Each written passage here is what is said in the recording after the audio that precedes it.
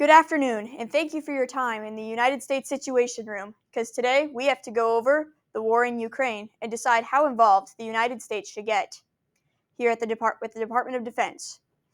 Today, we're going to go over the historical implications of getting involved in Ukraine, the economic reasons of getting involved in Ukraine, and the political reasons of getting involved in Ukraine.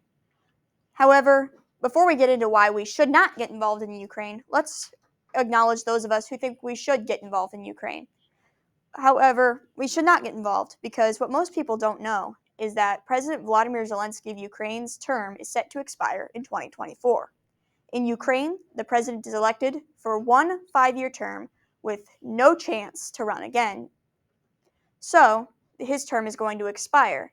And in that, with the war going on, it is highly likely that another faction of some sorts, like a terrorist organization such as Al Qaeda, the Taliban, or ISIS, are going to get involved and try to create a new terrorist organization in Ukraine. So that is why we should not get involved. However, let's target the historical reasons why we should get involved in Ukraine. According to George Washington's farewell address, the United States should stay out of political affairs and focus on ourselves. One time where we actually followed this advice and it served us super well was during the French Revolution. During that time, President Jefferson wanted to get involved and support France. However, we didn't know which side to support because during the Revolution, we had an alliance with the French monarchy as they were helping us with the revolution, and we supported the rebel cause because that's what really started the United States.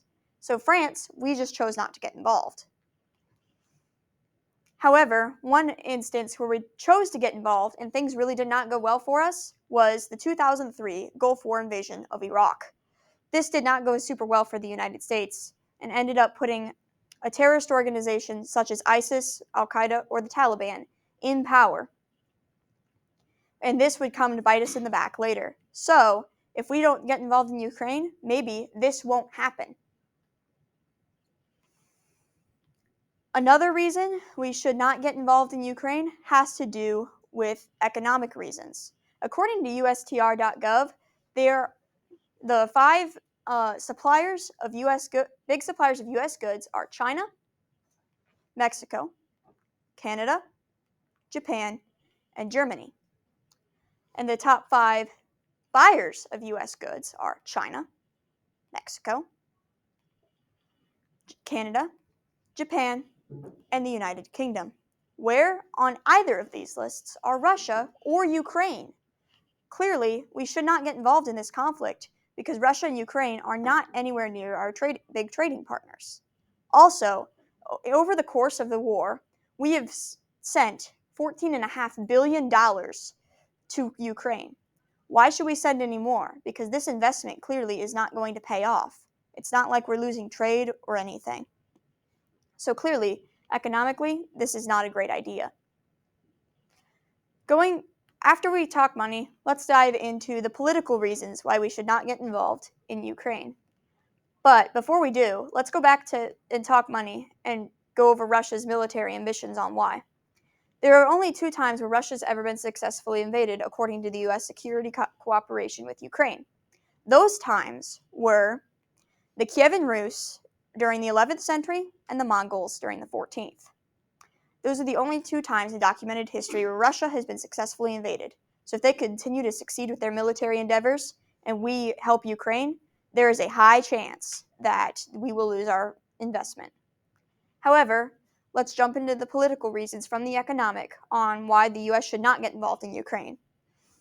First off, Russia is a pretty powerful country, and according to Cato.org, this isn't any of America's business. And Mitt Romney on Cato.org even said that if Russia were to target us, they would have already done so directly.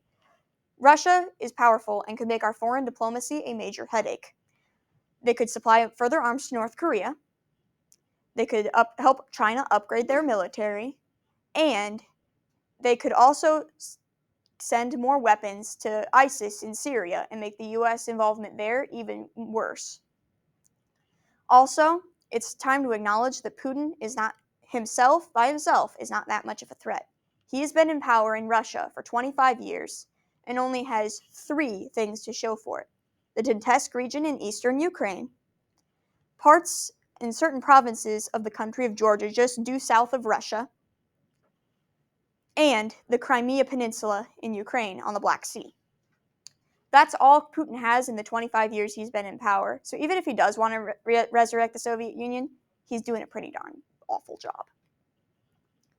In order to recap what we went over today, let's recap the historical, economical, and political reasons that the U.S. should not intervene in Ukraine. However, before we end today's talk in the Situation Room, I would like to turn the floor over to Health and Human Services just so then they can decide what to do with all this extra funding that we are not sending to Ukraine.